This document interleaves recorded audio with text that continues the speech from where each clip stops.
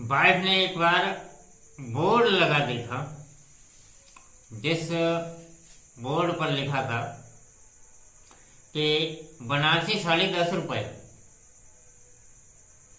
Wife ने एक board लगा देखा जिस पर लिखा था बनारसी साड़ी 10 रुपए, नायलॉन साड़ी 8 रुपए और कॉटन साड़ी 5 रुपए। वाइफ खुश होकर अपने हस्बैंड से बोली, मुझे 500 रुपए दो, मुझे 500 रुपए दो, मैं 50 साड़ी खरीद लूंगी।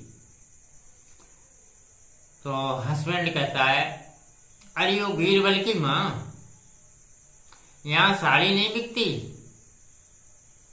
ये रेट साड़ी पर प्रेस करने वाले के हैं, यह प्रेस करने वाले की दुकान है। तो नमस्कार, मैं सत्येंद्र सिंह परिहार।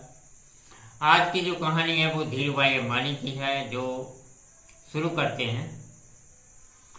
धीरूभाई अंबानी की सफलता की कहानी जितनी प्रेरणादायक है उतनी बहुत कम लोगों की होगी। उनकी सफलता और दूरदृष्टिता की मिसाल मुश्किल से ही मिलेगी।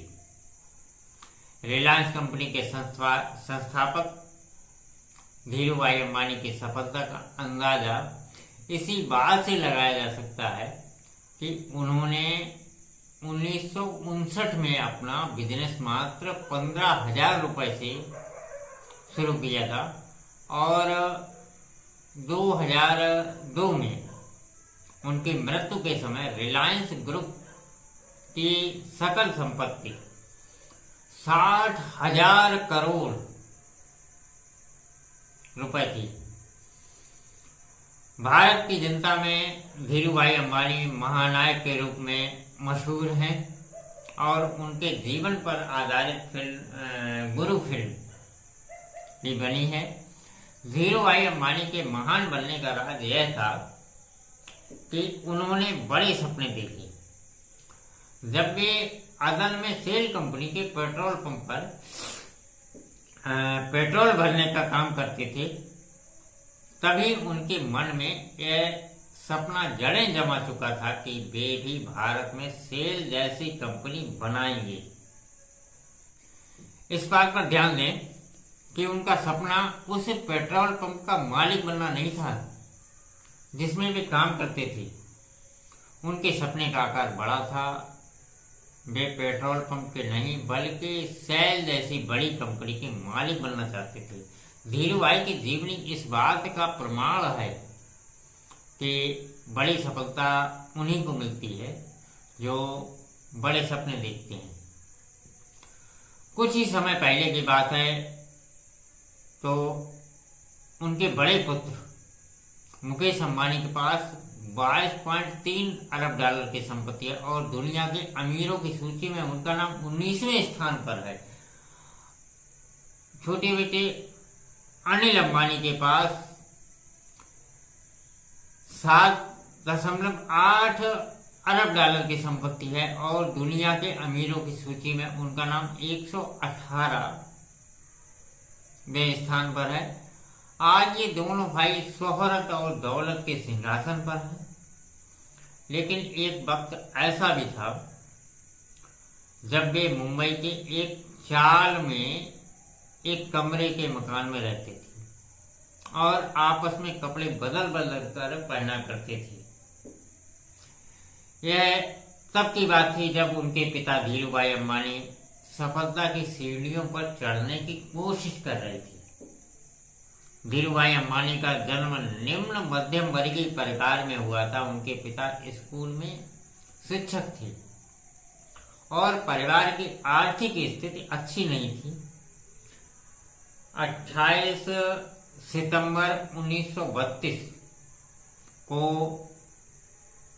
छोरवाड़ा गुजरात में जन्मे धीरूभाई अंबानी की 2 बहनें थीं और वे 3 भाइयों में मझले थे। बचपन से ही धीरूभाई अंबानी हमेशा पैसे कमाने के तरीके सोचते रहते थे।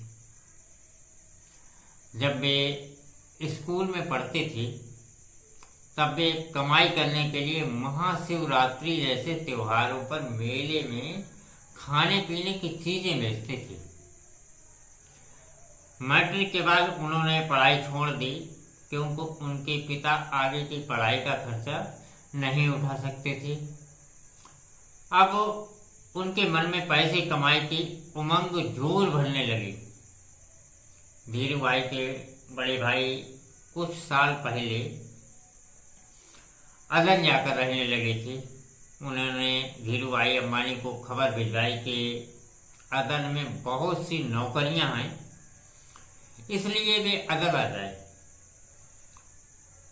17 साल की उम्र में धीरू भाई अदन चले गए और वहाँ बर्मा शेल के पेट्रोल पंप पर पेट्रोल भरने का काम करने लगे।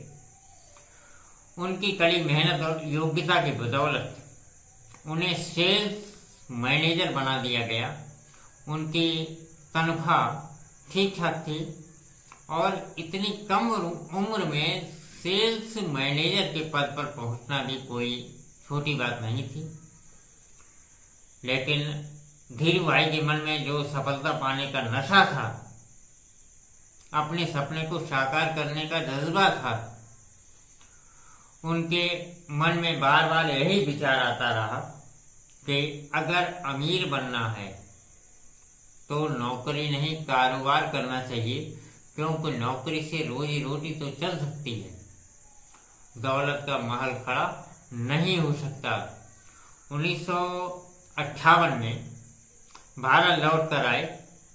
भारत आकर धीरू भाई अंबानी ने मुंबई में एक trading firm Reliance commercial corporation बनाई और 15,000 रुपए के पूंजी मसालों, मेवों और अन्य वस्तुओं का आयात निर्यात करने लगे। अंबानी मसालों का निर्यात करके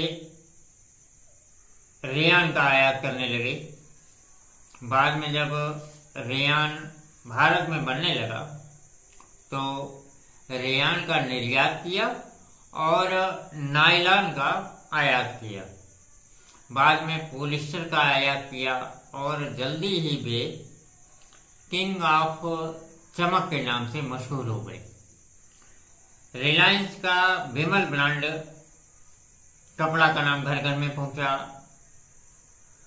2010-11 में रिलायंस का सालाना टर्नओवर 2,658 अरब रुपए और उसमें मुनाफा 201 अरब रुपए हो चुका था।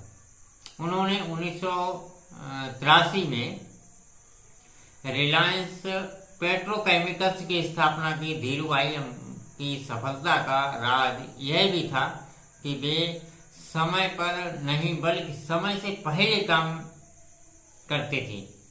धीरू भाई ने अपने सपने की बदौलत यह साबित कर दिया कि सफलता पाने के लिए ऑक्सफोर्ड या एल की डिग्री की जरूरत नहीं है, पारिवारिक संपन्नता की जरूरत है, विरासत में मिली दौलत की जरूरत नहीं है। उन्होंने अपनी बुद्धि और मेहनत के दम पर भारत में विश्वसनीय विश्व स्तरीय कंपनी बनाकर भारत का नाम गर्व से ऊंचा कर दिया। 2002 में उनकी मृत्यु के समय रिलायंस ग्रुप की सकल संपत्ति 60,000 करोड़ रुपए से भी ज्यादा थी।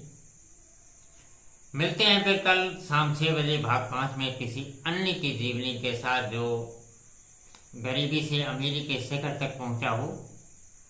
और खैर बताते चलें, भाग 5 में होंडा मोटरसाइकिल बनाने वाले होंडा जी की जीवनी बहुत जबरदस्त, इनकी पूरी कहानी आपको बताएंगे।